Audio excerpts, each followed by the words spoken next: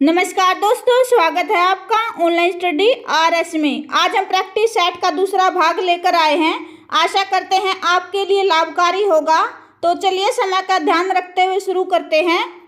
सबसे पहले है वैर क्रोध का अचार या मुरब्बा है। ये पंक्तियां किसकी हैं? डॉक्टर नगेंद्र की, रामचंद्र शुक्ल जी की, जयशंकर प्रसाद की या फिर राम कुमार वर्मा जी की। क्या आंसर आएगा इसका? इसका आंसर है आचार्य रामचंद्र शुक्ल जी। क्या आंसर आएगा? आचार्य रामचंद्र शुक्ल जी।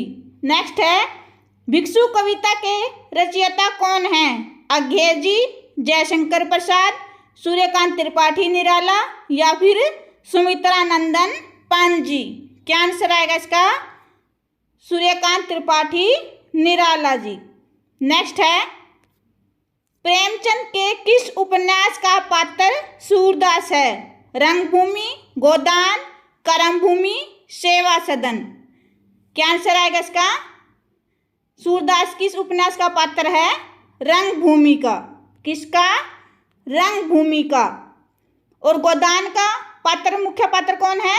होरी। करमभूमि का अमरकांत और सेवा सदन का कौन है मुख्य पात्र? सुमन। रंगभूमि का प्रकाशन वर्ष कितना है? 1925 ईस्वी। कितना है? 1925 ईस्वी। गोदान का 1936 ईस्वी। कितना है? 1936 ईस्वी।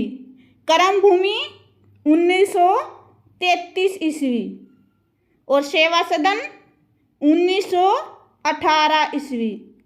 ये पेपर में पूछा जाता है। इनका प्रकाशन वर्ष भी पूछ लिया जाता है, तो हमें ध्यान रखना है। नेक्स्ट है कवि भूषण की कविता का प्रधान स्वर क्या है? प्रशस्तिपरक, श्रृंगारस, भक्ति भावना, इनमें से कोई नहीं। क्या आंसर आएगा इसका? प्रशस्तिपरक। उस समय छायावाद युग में राजे महाराजाओं की प्रशंसा करना और उनके राज्य की प्रशंसा करना ही कविता का मुख्य माध्यम था। तो उनकी कविताओं का प्रधान स्वर क्या है? प्रशस्तिपरक। नेक्स्ट है नहीं पराग नहीं मधुर मधु, नहीं विकास यही काल, अली कली ही सो बांधो, आगे कौन हवाल। ये पंक्तियां किसकी हैं? देव की, बिहारी की, भूषण की, पद्माकर की। किसकी हैं ये? कवि बिहारी लाल जी की। कवि बिहारी लाल जी राजा जयसिंह के यहाँ आश्रयदाता थे। जो राजा जयसिंह थे वो रानी के प्रेम में इतने डूबे रहते थे कि महल के बाहर भी नहीं निकलते थे और जो कार्य था उसकी तरफ भी ध्यान नहीं देते थे। तो बिहारी लाल जी ने उनका ध्यान हटाने के लिए ये पंक्तियाँ सुनाई। उसके बाद राजा जयसिंह राजकाज के कार्य में ध्यान देने लगे। नेक्स्ट है डॉक्टर राम कुमार वर्मा के अनुसार संधि काल का समय कितना है? संवत 750 से 1000 विक्रमी, संवत 1000 से 1375 विक्रमी, संवत 750 से 1375 विक्रमी या फिर संवत 1375 से 1700 विक्रमी। क्या आंसर आएगा इसका? संवत 750 से 1000 विक्रमी। नेक्स्ट है सही मिलान कीजिए। ये कुछ विद्वानों ने आदिकाल के नाम दिए हैं और उनके सामने उनके रचनाकार हैं, इनको मैच करना है। सबसे पहले है चारण्यकाल। चारण्यकाल आदिकाल को किसने नाम दिया है? आदिकाल का नामकरण चारण्यकाल किसने दिया है? जॉर्ज ग्रियर्सन ने। आदिकाल को चारण्यकाल किसने कहा है? जॉर्ज ग्रियर्सन ने। प्रारंभिक काल किसने कहा है? मिस्र बंधुओं ने। किसने कहा है? मिस्र बंधु ने। आधार काल, आधार काल किसने कहा है? क्या आंसर आएगा इसका? सुमन राजे। सिद्ध सामंत काल किस आचार्य ने कहा है? आदिकाल को सिद्ध सामंत काल किस आचार्य ने कहा है? क्या आंसर आएगा? पंडित राहुल शाक्यर्त्यान। बीजवपन काल ये किसने कहा है? महावीर प्रसाद द्विवेदी जी ने। किसने? महावीर प्रसाद द्विवेदी जी ने। और आदिकाल हजारी प्रसाद द्विवेदी जी ने। नेक्स्ट है, निम्नलिखित में से किस आचार्य ने पृथ्वीराज रासो को अप्रमाणिक माना है? इसमें क्या बताना है? अप्रमाणिक किस विद्वान ने माना है? किस आचार्य ने पृथ्वीराज रासो को अप्रमाणिक माना है? इनमें से बताना है मिश्र बंधु ने, रामचंद्र शुक्ल जी ने, सुनीति कुमार चटर्जी ने, श्याम सुंदर दास जी ने। किसने कहा है अप्रमाणिक पृथ्वीराज रासो को? क्या आंसर आएगा? क्या आंसर आएगा इसका? रामचंद्र शुक्ल जी ने। किसने कहा है? रामचंद्र शुक्ल जी ने। और जो श्याम सुंदर दास जी हैं और मिश्र बंधु हैं, इन्होंने पृथ्वीराज रासो को प्रमाणिक माना है। और सुनीति कुमार चटर्जी ने अर्ध प्रमाणिक माना है। यह हमें ध्यान रखना है, पेपर में पूछे जाते हैं किसने प्रमाणिक कहा है, किसने अर्ध प्रमाणिक और किसने अप्रमाणिक। तो रामचंद्र शुक्ल जी ने पृथ्वीराज रासो को अप्रमाणिक माना है, मिश्र बंधु और श्याम सुंदर दास जी ने प्रमाणिक माना है, और सुनीति कुमार चटर्जी ने अर्ध प्रमाणिक माना है। नेक्स्ट है, हमसफरनामा किसका रेखा चित्र है? स्वयं प्रकाश का, महादेवी वर्मा का, जगदीश चंद्र माथुर का, इनमें से कोई नहीं। हमसफरनामा किसका रेखा चित्र है? क्या आंसर आएगा इसका? स्वयं प्रकाश जी का। और इसका प्रकाशन वर्ष कितना है? 2000 ईस्वी। कितना है? 2000 ईस्वी। नेक्स्ट है, देवी दीन मुंशी प्रेमचंद के किस उपन्यास का पात्र है? गोदान, गबन, कर्मभूमि, सेवा सदन। क्या आंसर आएगा इसका? किसका पात्र है? गबन का। देवी दीन किसका पात्र है? गबन का। और गबन क्या है? उपन्यास है। इसका प्रकाशन वर्ष कितना है? 1931 ईस्वी। कितना है? 1931 ईस्वी। नेक्स्ट है, मैथिली कोकिल के नाम से कौन कवि जाने जाते हैं? मैथिली विद्यापति, अमीर खुसरो, इनमें से कोई नहीं। कौन जाने जाते हैं मैथिली कोकिल के नाम से? क्या आंसर आएगा इसका? विद्यापति जी। नेक्स्ट है, मसी कागज छुयो नहीं, कलम गयो नहीं हाथ। ये पंक्तियां किसकी हैं? कबीरदास की, रामानंद की, तुलसीदास की, या फिर सूरदास की। क्या आंसर आएगा इसका? किसकी हैं ये पंक्तियां? कबीरदास की। किसकी हैं? कबीरदास की। नेक्स्ट है, सुमित्रा नंदन पंत को किस रचना पर भारतीय ज्ञानपीठ पुरस्कार प्राप्त हुआ? किस रचना पर हुआ था? चिदंबरा पर, लोकायतन, उच्छ्वास, पल्लव। इनमें से बताना है। क्या आंसर आएगा? क्या आंसर आएगा? चिदंबरा पर। नेक्स्ट है, कामायनी में कितने सर्ग हैं? 10, 15, 7, 4। कितने सर्ग हैं? 15। क्या आंसर आएगा? 15। इसका प्रथम सर्ग कौन सा है? चिंता। कौन सा है? चिंता। और अंतिम आनंद। कौन सा है? आनंद। ये पूछ लिया जाता है पेपर में। पहला सर्ग कौन सा है? चिंता। और अंतिम आनंद। इसमें प्रमुख पात्र कौन कौन से हैं? मन्नू, श्रद्धा, ईड़ा, कुमार। नेक्स्ट है, मधुर मधुर मेरे दीपक जल। यह पंक्तियां किसकी हैं? महादेवी वर्मा की, सुमित्रा नंदन पंत की, जयशंकर प्रसाद की, या फिर सूर्यकांत त्रिपाठी निराला की। किसकी हैं ये पंक्तियां? क्या आंसर आएगा? महादेवी वर्मा की। नेक्स्ट है, मजदूरी और प्रेम निबंध के रचनाकार कौन है? कौन है? सरदार पूरण सिंह, प्रेमचंद, जयशंकर प्रसाद, इनमें से कोई नहीं। मजदूरी और प्रेम निबंध के रचनाकार कौन है? क्या आंसर आएगा इसका? सरदार पूरण सिंह। नेक्स्ट है, कविकुल कंठाभरण किसकी रचना है? दुल्हे की, चिंतामणि की, मतीराम की या फिर भूषण की? किसकी है ये रचना? क्या आंसर आएगा? कवि दुल्हे की। एक कविकुल कल्पतरु ये किसकी रचना है? चिंतामणि की। ये आपस में मिक्स हो जाती हैं, बच्चे कंफ्यूज हो जाते हैं, हमें ध्यान रखना है।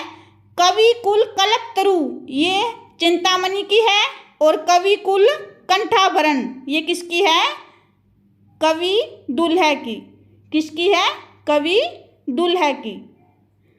नेक्स्ट है, सगुण अलंकार सहित दोष रहित जो होई, शब्द अर्थ ताको कवित कहत विबुध सब कोई।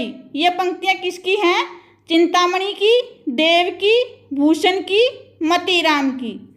किसकी हैं ये पंक्तियां? क्या आंसर आएगा? कवि चिंतामणि जी की। नेक्स्ट है, मैला आंचल किसकी रचना है? फणीश्वर नाथ रेणु की, नागार्जुन की, प्रेमचंद की या फिर इनमें से कोई नहीं? किसकी रचना है ये? क्या आंसर आएगा इसका? फणीश्वर नाथ रेणु जी की। और इसका प्रकाशन वर्ष कितना है? मैला आंचल का प्रकाशन वर्ष कितना है? 1954 ईस्वी। और ये कैसा उपन्यास है? आंचलिक उपन्यास है। कैसा है? आंचलिक उपन्यास। पूछ लिया जाता है पेपर में, ये कैसा उपन्यास है? आंचलिक उपन्यास है। नेक्स्ट है, रक्त है या है नसों में शुद्ध पानी, जांच कर तू शीश दे देकर जवानी। ये पंक्तियां किसकी हैं? जयशंकर प्रसाद की, माखनलाल चतुर्वेदी की, सूर्यकांत त्रिपाठी निराला की या फिर मैथिली शरणगुप्त जी की? किसकी है ये? क्या आंसर आएगा इसका? माखनलाल चतुर्वेदी। किसकी है? माखनलाल चतुर्वेदी की। नेक्स्ट है, जिस प्रकार आत्मा की मुक्तावस्था ज्ञान दशा कहलाती है, उसी प्रकार हृदय की मुक्तावस्था रस दशा कहलाती है। यह पंक्तियां किसकी हैं? रामचंद्र शुक्ल जी की, विश्वनाथ प्रसाद मिश्र जी की, हजारी प्रसाद द्विवेदी की या फिर अभिनव गुप्त जी की? किसकी है ये पंक्तियां? क्या आंसर आएगा? आचार्य रामचंद्र शुक्ल जी। नेक्स्ट है, उद्याभान चरित किस रचना का दूसरा नाम है? किस रचना का दूसरा नाम है? सुख सागर का, रानी केतकी की कहानी, प्रेम सागर, नासिकेतो उपाख्यान। इनमें से बताना क्या आंसर आएगा?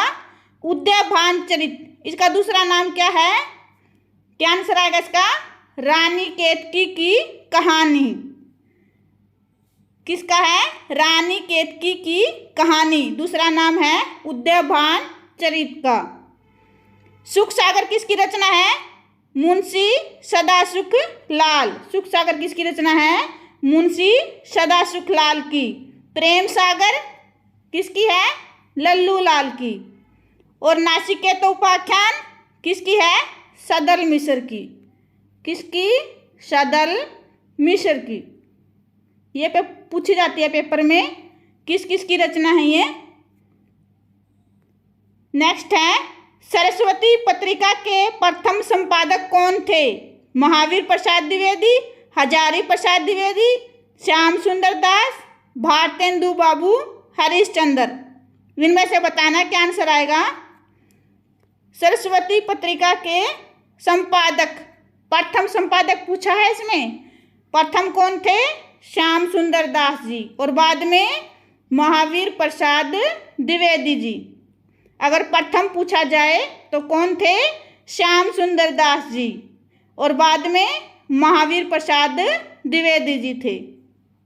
नेक्स्ट है, रस मीमांसा किसकी रचना है? भामे की, रामचंद्र शुक्ल जी की, विश्वनाथ प्रसाद मिश्र की या फिर दंडी की?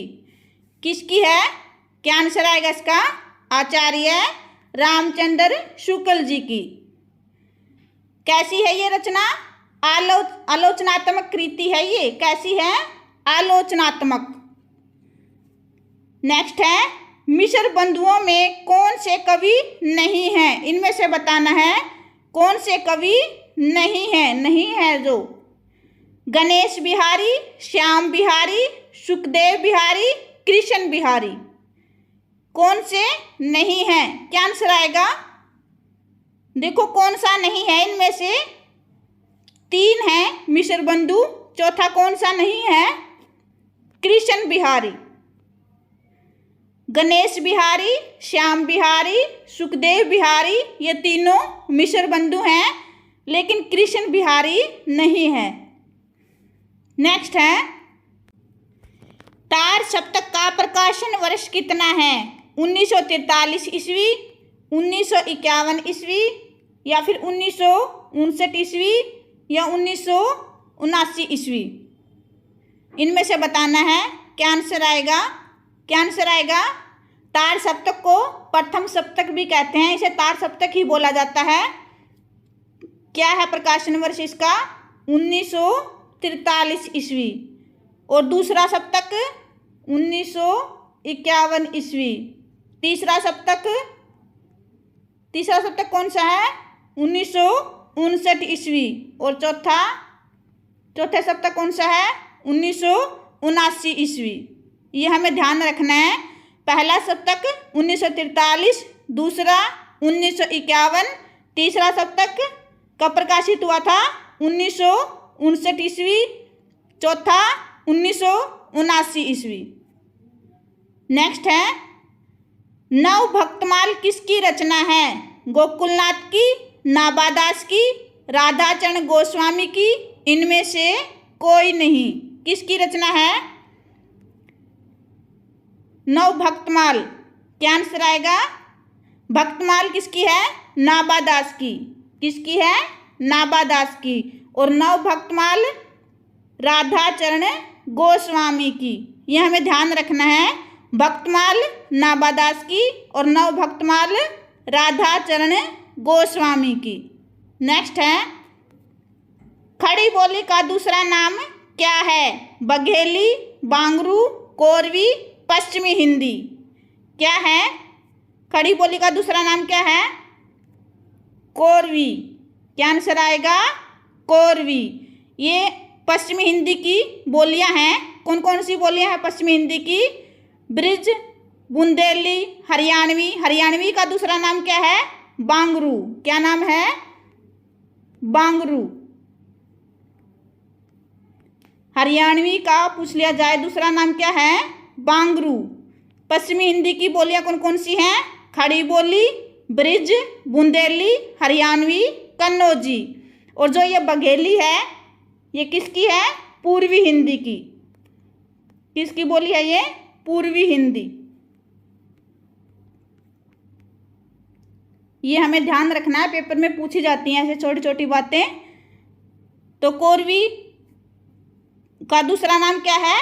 खड़ी बोली। और खड़ी बोली का दूसरा नाम क्या है? कोरवी। नेक्स्ट है, शोर सैनी अब्बर से विकसित भाषा नहीं है। हमें यह ध्यान रखना है।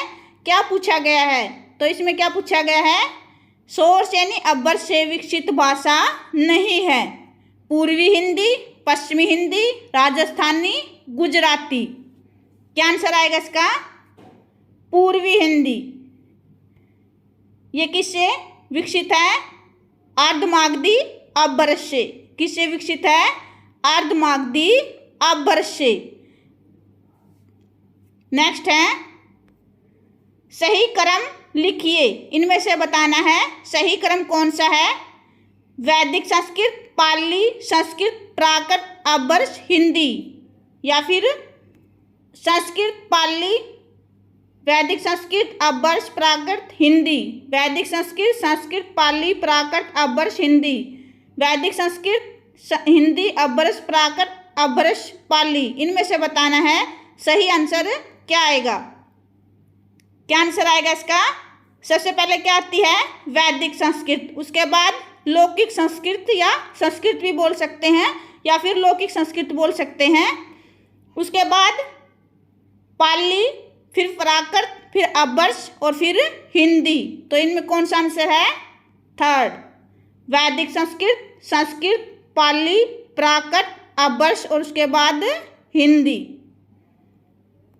आशा करते हैं आज का ये वीडियो आपको अच्छा लगा होगा। अच्छा लगा हो तो लाइक, शेयर, सब्सक्राइब करें। धन्यवाद।